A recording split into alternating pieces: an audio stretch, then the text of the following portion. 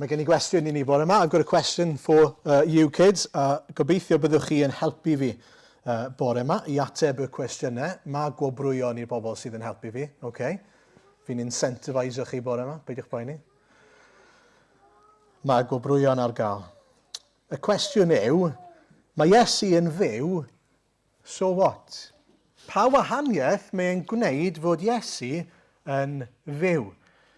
Pa wahaniaeth mae'r atgyfodiad yn ei wneud I ni heddi? Yn y Beibl, pa wahaniaeth mae'r atgyfodiad yn ei wneud? A fi eisiau chi fod yn detectives. Okay? Fi'n mynd I roi adnodau lan, a chi wedi gweld y fideo yna nawr, so gobeithio, gyda help y fideo, a hefyd yr adnodau sy'n cael ei roi lan, a falle help mam a dad a bwys chi, mwyn yn iawn fyd, allwch chi helpu ni I ddod I ddarganfod yr atebion. Okay? Y peth cyntaf dwi eisiau gofyn yw hyn, gan fod Iesu yn fyw, pa wahaniaeth mae e'n gwneud o ran beth oedd Iesu wedi dweud am ei hunan yn y lle cyntaf. Mae yna rai ffrindiau yn dos e, maen nhw'n dweud pethau mawr. Os ydych chi ffrindiau yn yr ysgol falle sydd yn hoffi dweud pethau mawr, maen nhw'n dweud pethau fel, fi'n really cryf, fi'n gallu codi car lan. Neu rhywbeth silly fel na. Maybe you've got friends in school that say, I'm so strong I can lift a car. Ond mae'n rwydd gweud pethau, na gywe, mae'n rwydd dweud pethau, beth oedd Iesu wedi dweud am ei hunan cyn iddo fe gael ei groesoelio? Chi'n gwybod? Mae'r clues I ni yn fyna, yn Ioan 2. Beth oedd Iesu wedi dweud am ei hunan? Teifi? Oedd e'n mynd I atgyfodi ar y trydydd diwrnod. Llongyfarchiadau. Gwobr I ti. Yn Ioan 2 fan hyn, ni'n darllen fod Iesu yn siarad am ei hunan fel teml ac yn dweud, os chi'n sylwi fan hyn, dinistriwch y deml hon, siarad am ei hunan, ac mewn 3 diwrnod, fe'i codaf hi.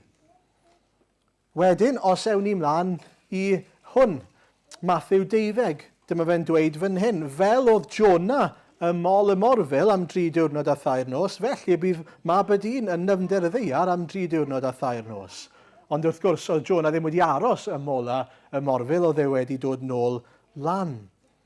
Wedyn Mathew 16:21, o'r amser hwnnw, dechreuodd Iesu ddangos i'w ddisgyblion fod yn rhaid iddo fynd I Jerusalem a dioddef llawer gan yr henuriaid a'r prif offeiriad a'r ysgrifenyddion a'i ladd ar 3dydd dydd ei gyfodi. Ac eto Iesu'n dweud am ei hunan yn Ioan 12, adnod 32 fyna, os caf fy nyrchafu, chi'n gwybod beth yw dyrchafu? Pwy sy'n gwybod beth yw ystyr y gair dyrchafu? Mae'n air anodd. Ie? Codi yn uchel, da iawn. Os chi'n cael dyrchafiad yn eich swydd, chi'n cael promotion, chi'n cael codi lan I lefel uwch, right? Mae Iesu'n dweud, os caf yn yrchafu oddi ar y ddeiar, fe dynaf bawb ataf fy hun. Dywedodd hynny ddangos beth oedd ei dull ei farwolaeth yn dweud hefyd bydd tywysog y byd hwn yn cael ei fwrw allan. Mae un arall hefyd, lle mae Paul yn siarad gyda pobl yn Athen, a dyma mae'n dweud ar y diwedd, o blegyd neu oherwydd gosododd ddiwrnod pryd bydd yn barnu'r byd mewn cyfiawnder trwy ŵr a benododd, bydd rhywun yn dod I farnu'r byd ac fe roes sicrwydd o hyn I bawb trwy ei atgyfodi ef oddi wrth y meirw. So mae'n dweud mae yna rhywun yn mynd I ddod I farnu'r byd ar y diwedd, a ni'n gallu bod yn siŵr o hynny y meirw. A felly beth I ni'n dysgu am beth oedd Iesu wedi dweud am ei hunan a wedyn beth sydd wedi digwydd? Beth I ni'n dysgu? Oedd e'n dweud y gwir. Oedd e'n eirwyr. Oedd e'n dweud y gwir. Oedd e ddim yn dweud celwydd. Oedd e'n dweud y gwir am ei hunan. A mae'n bwysig bod ni'n dod I weld hynny. Mae yna lot o bobl oedd yn dweud pethau. Chi'n gwybod, pan oedd Iesu'n fyw, oedd yna lot o bobl yn mynd o gwmpas ac yn dweud, fi yw'r Meseia. Fi yw'r Meseia. Ond Doedden nhw ddim yn gallu dangos hynny a profi hynny. Dim ond un sydd wedi profi hynny, sef Iesu, drwy ddod nôl yn fyw. Y prawf fod Iesu yn dweud y gwir yw fod e wedi cael ei atgyfodi. Nawr, yr ail gwestiwn. Beth oedd Iesu wedi cyflawni? Beth oedd Iesu wedi ei wneud? Beth nath e lwyddo gwneud ar y ddaear? Beth oedd pwrpas Iesu yn dod i'n byd ni? Nawr, mae yna adnod fyna sy'n dweud un peth wrthyn ni, ond Joseph? Maddau pechod. A iawn. Unrhyw beth arall oedd Iesu wedi dod i wneud? O, sori. Ac Arthur, pwynt da. Sori, Arthur. Big swerve yna, sori. Gwen. Dweud y gwir am dduw ardderchog, da iawn. Sori, o'n i'n gobeithio bod fe'n swerfo nhw. So, hyd yma ni wedi cael maddau am ein pechodau ni, dweud y gwir am dduw a pwy yw e, a beth mae wedi dod i wneud, ie? Rhywbeth arall?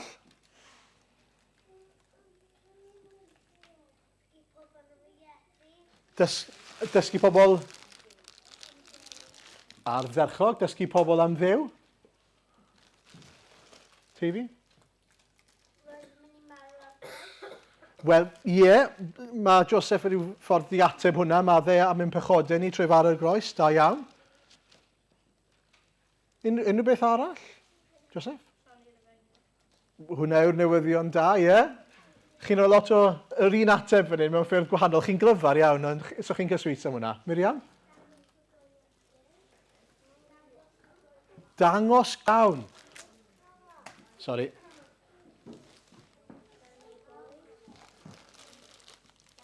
Rhannu bwyd, ie, hynny yw gwneud gwirthiau ac yn y blaen, dangos bod e yn dduw, ie. Un peth arall mae wedi dod i wneud. Hanna?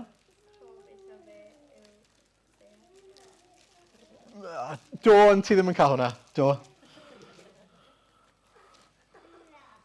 Y peth arall o'n i'n meddwl am oedd bod e wedi dod, na i ddim cael sweets i fi'n yna, peidiwch poeni, ond mae wedi dod i fyw bywyd perffaith. Chi'n gweld, oedd e'n methu marw dros ein pechodau ni os oedd e fel ni yn amherffaith. A felly mae wedi dod i fyw bywyd perffaith, mae wedi dod i ddangos i ni gogoniant Duw, mor arbennig yw Duw, dyna'r adnod fan hyn, daeth y gair Iesu yn gnawd, yn bobl, y berson fel ni, a preswylio byw yn ein plith ni, yn llawn gras a gwirionedd, yn dangos gogoniant Duw, gwelsom ei ogoniant ef, ei ogoniant fel unig fab yn dod oddi wrth y tad. A felly mae wedi dangos i ni pam fod e wedi dod i'r byd. I fyw bywyd perffaith, i ddangos gogoniant Duw, ac i farw dros ein pechodau ni ar y groes. A ni'n gweld mission accomplished. Oherwydd ar y groes, beth oedd y gair wedodd Iesu? Ar y groes, beth oedd y gair wedodd Iesu? Unrhyw'n teifi? Gorffennwyd. Pam bydde fe'n gweud gorffennwyd?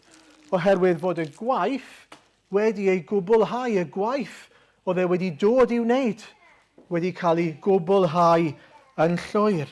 Ac felly mae'r ffaith fod Iesu yn fyw, a wedi datgan hynny, a wedi cael ei atgyfodi yn dangos i ni, fod e wedi cwblhau y gwaith. Pam fod e'n dangos hynny? Wel, os nag oedd e wedi byw bywyd perffaith, bydde fe ddim wedi cael ei atgyfodi. Oherwydd mae'n dweud yn y Beibl, mae cyflog pechod yw marwolaeth. Os bydde fe yn bechadur fel chi a fi, ddim wedi byw bywyd perffaith, ddim yn fab Duw oddi wrth y tad, ddim wedi talu am ein pechod ni, bydde fe'n dal yn farw heddiw. Ac felly mae atgyfodiad Iesu yn dangos i ni fod e wedi delio unwaith am beth gyda'n pechodau. Ni'n profi, beyond doubt, fel maen nhw'n dweud, fod Iesu wedi marw dros ein pechodau ni a wedi cyflawni, wedi cwblhau y dasg. Yn yr ysgol, blant, i chi'n cael tasgau neu chi gan eich athrawon weithiau, chi'n cael tasg i'w gwblhau. A mae yna rhywbeth hyfryd nag os pan chi'n gorffen y dasg. Chi'n gwybod chi wedi gorffen y dasg. A chi'n mynd nôl a fel arfer, mae yna rhyw falle bod chi'n cael gwobr neu be bynnag oherwydd bod chi wedi cwblhau y dasg. Wel, beth sy'n anhygoel am yr atgyfodiad yw bod ni'n cael gwobr oherwydd fod Iesu wedi cwblhau y dasg. Dyw e ddim yn cymryd gwobr i'w hunan, mae'n rhoi gwobr i ni, sef oherwydd bod e wedi cwblhau y dasg o ddelio gyda'n pechodau ni, i ni yn cael ein derbyn gan Dduw, i ni'n cael nabod Duw a dilyn Duw. Nawr, felly y peth cyntaf, mae Iesu'n dweud y gwir. Yr ail beth, mae Iesu wedi cwblhau y gwaith oedd wedi dod i wneud. Y trydydd cwestiwn sydd gen i ar gyfer y detectives yw, le mae Iesu nawr? Os yw e'n fyw, le mae Iesu nawr? Ac oedd y fideo wedi helpu chi tym bach gyda hwn. Nethon ni glywed un adnod, ond pwy sy'n heb gael tro? Mabli? Le mae Iesu nawr? Yn y nefoedd, da iawn. Hwre. Hwre, mae Iesu yn y nefoedd. Mae Iesu ddim mewn bedd yn methu wneud dim byd, mae e yn y nefoedd. A mae'r adnodau'n dweud rhywbeth wrthyn ni am... Os rhywun yn gallu dweithio o'r adnodau sut mae Iesu wedi cyrraedd y nefoedd, neu pam oedd Iesu wedi cyrraedd y nefoedd?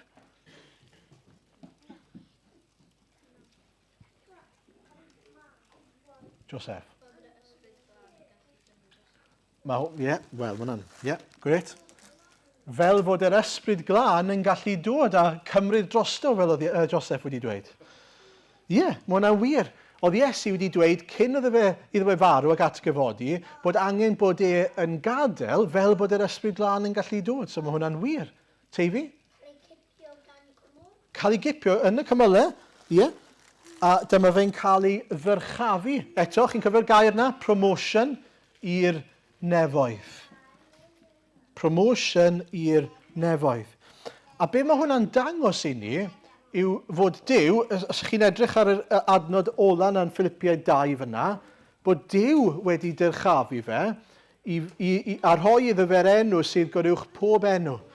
Oherwydd beth oedd Iesu wedi wneud yn marw drosto ni, mae Duw wedi cymryd Iesu a'i osod e yn frenin ar bawb a phopeth. Mae e uwch ben pawb. Mae ydych chi bos yn y tŷ, mae hwn yn gwestiwn peryglus, actually, ond na i ofyn e beth bynnag. Mae ydych chi bos yn y tŷ yn dos e. Pwy yw bos yn eich tŷ chi? Mae rai yn gweud dad. Teifi? Mama a dad. Hannah? Mama a dad, all right? Jesus. Da iawn. Iesu yw y bos. I ni'n gallu meddwl weithio, mae dyn ni bosses yn dos e, bos yn yr ysgol, falle byddwch chi'n gweud y prifathro, headmaster. Ond y gwir fos dros bawb a phopeth yw Iesu Grist. Fe sydd yn y nefoedd uwch ben pawb a phopeth. Does na neb sydd yn uwch lan... Da iawn. Diolch, fi'n anghofio. Fe sydd yn frenin dros bawb a phopeth. Does na neb sydd yn uwch na fe. Ac wrth gwrs, os bydde Iesu yn farw, bydde fe methu bod yn fos ar bawb. Bydde fe methu bod yn arglwydd ac yn frenin yn y nefoedd. Nawr mae hwnna'n dod â fi at gwestiwn arall. Beth mae Iesu'n gwneud yn y nefoedd? Mae'n fyw nawr, dyw e ddim mewn bedd yn farw, neu dim byd, mae e'n fyw. Gan bod e'n fyw, mae rai bod e'n neud rhywbeth. Chi'n meddwl bod e'n fysi?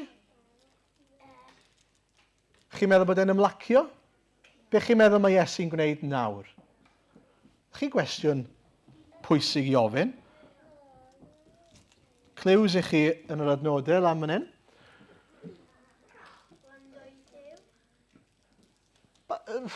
Mewn ffordd ydy, ond falle, be mae'n gwneud, Gwen?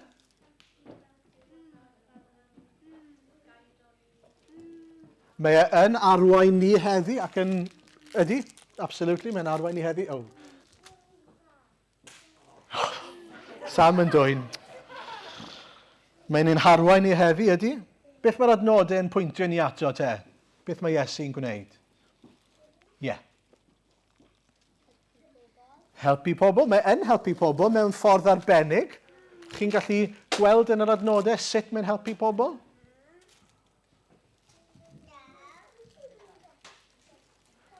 Yn hi fy nhad, mae llawer o drigfannau neu stafelloedd, os liciwch chi.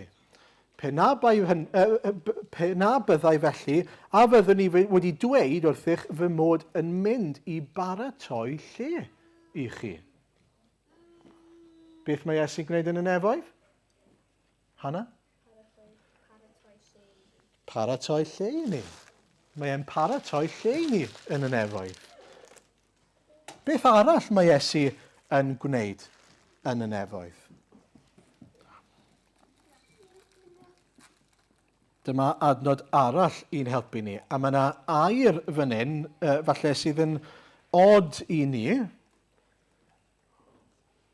Mae'n neud rhywbeth drosto ni. Ezra? Ymbil drosto ni. Da iawn. Ond y cwestiwn... Ardderchog. Da, Ezra.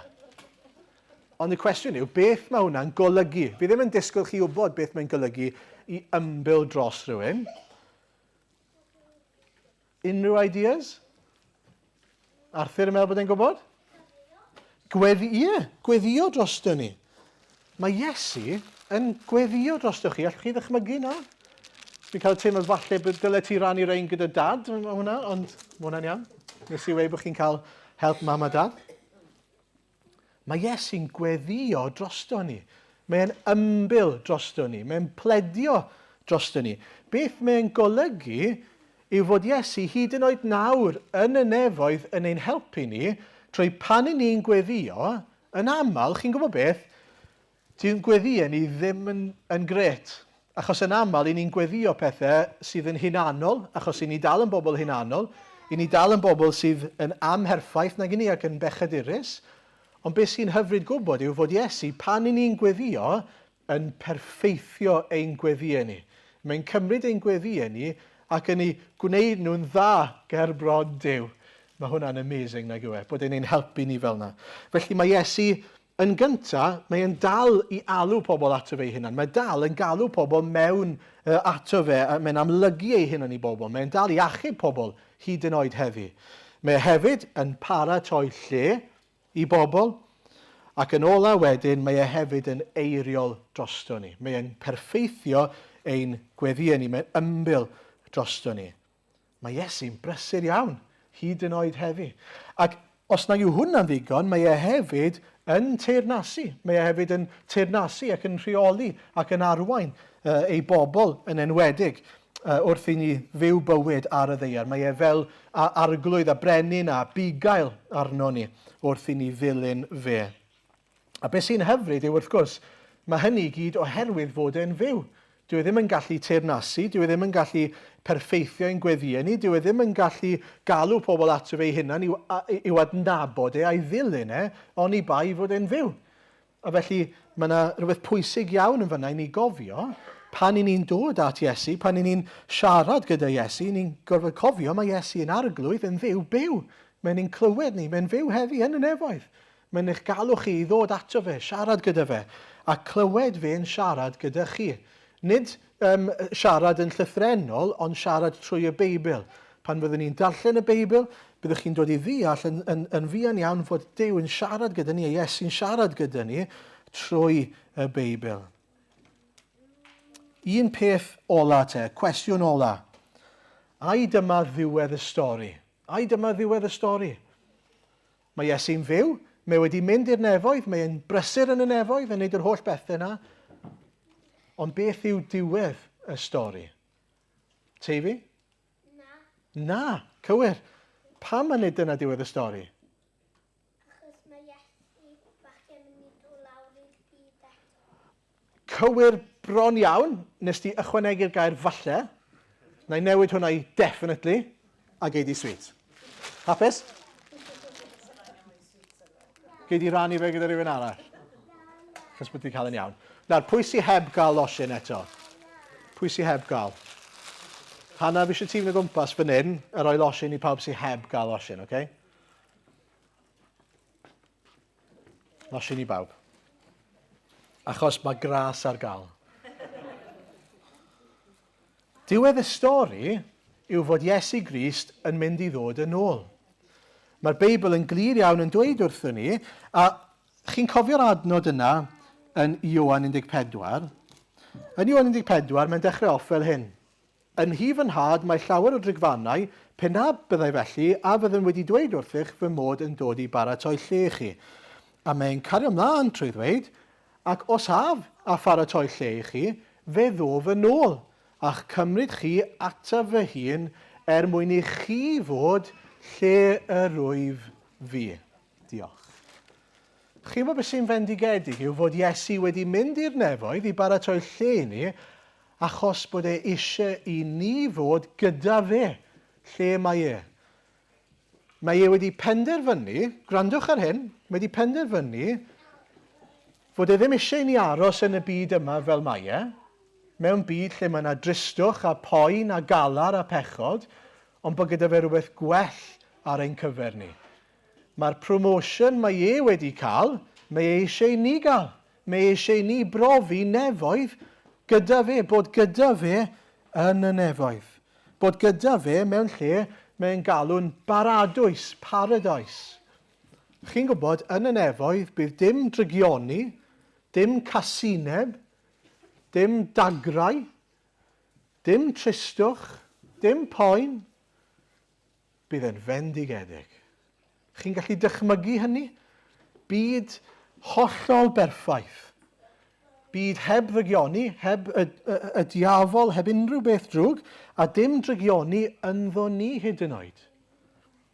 A mae Iesu'n dweud, dwi eisiau i chi fod gyda fi yna. A'r cwestiwn mawr yw, wel, sut mae hynny'n digwydd? Sut mae hynny'n digwydd?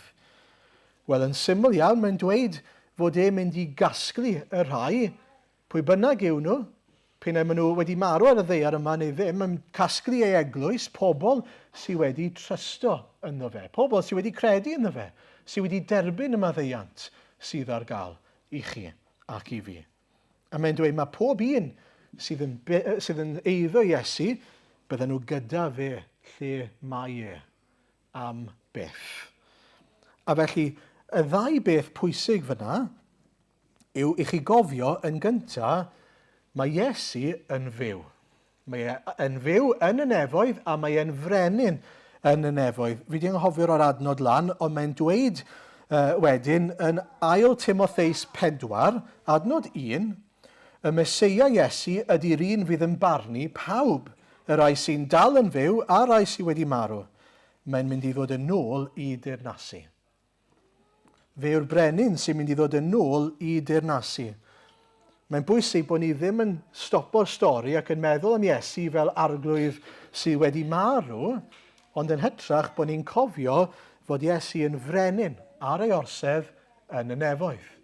A fod yn ein caru ni, mae eisiau bod yn fugail ar ein bywydau ni nawr, mae eisiau nabod ni nawr, mwyn i ni gael bod gyda fe ble mae rhyw ddydd. Dim ond i ni ymddiried, trysto ynddo fe. Blant, bobl ifanc, oedolion, pwy bynnag ydych chi, mae'r arglwydd Iesu eisiau i chi fod gyda fe lle mae e. Mae eisiau delio gyda'ch pechodau chi, mae eisiau chi berthyn iddo fe.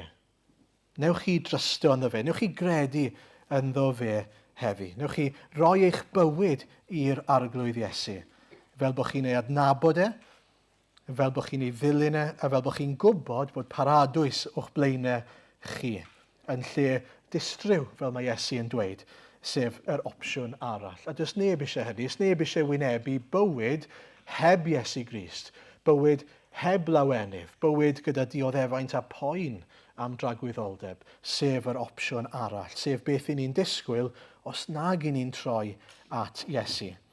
Felly, dwi am weddio cyn bod ni'n canu cwpl o ganeuon. O Dduw, i ni'n diolch i ti dy fod ti'n fyw. I ni'n diolch o Dduw dy fod ti wedi atgyfodi o'r beth, dy fod ti wedi dangos dy fod ti'n eirwyr yn dweud y gwir. Wedi dangos dy fod ti wedi cwblhau y gwaith o fyw bywyd perffaith yn ein lle ni, ein mwyn ni. Dy fod ti yn fab Duw wedi dod oddi wrth dy dad. Diolch Arglwydd Iesu am farw yn ein lle ni. Diolch Arglwydd am ddod i'r byd i ddelio gyda'n pechod ni. A diolch Arglwydd dy fod ti wedi trefnu ffordd i fynd â ni nawr, fod ti wedi agor y drws i ni allu dy ddilyn di i'r nefoedd, i gael bod mewn lle perffaith gyda ti, ble rwy ti. Diolch dy fod ti'n perffeithio ein gweddiau ni. Diolch dy fod ti yn paratoi lle i ni. Diolch dy fod ti'n galw pobl at y ti dy hun i ddod i gredu ynddo ti hyd yn oed nawr. Arglwydd, please, helpa ni i roi ein ffydd yn gyfan gwbl yno ti ac i ddweud wrth bobl eraill amdano ti. Dy fod ti'n fyw. Falle bod yna bobl yn cwmpas ni sydd ddim wedi dod i ddeall eto. Dy fod ti yn fyw heddi. Arglwydd, dwi ti ddim yn ffigwr hanesyddol sydd wedi marw a ni'n gallu dysgu amdano ti a clywed amdano ti yn unig. Rwy ti'n arglwydd byw i dy adnabod, i dy addoli, i dy garu, i dy fwynhau. A diolch Arglwydd am y fraint o gael gwneud hynny. Diolch am y fraint o gael perthyn i ti a dy adnabod ti ac Arglwydd dy fod ti'n bopeth i ni. Felly, please, derbyn ni Arglwydd, please, helpa ni nawr i roi ffydd yno ti os nag ydyn ni wedi wneud eto. Ac Arglwydd, os i ni yn eiddo i ti, i ni'n gweddio y byddwn ni'n dod i dy garu di fwy a fwy, wrth i ni rifeddu fwy ar gymaint yw maint dy gariad di tuag ato ni, yn dod i'n byd ni, yn concro'r bedd, ac yn esgu ni i dirnasu yn y nefoedd. Ac Arglwydd i ni yn gweddio, please, tyrd yn fian i gasglu dy bobl. Please, tyrd i ddod â diwedd dy gynllun yn ôl dy fwriadau di wrth gwrs, i ddwy'n ffrwyth Arglwydd os gweli di'n dda. Ac i ni'n gweddio hyn yn enw ac yn haeddiant Iesu Grist. Amen.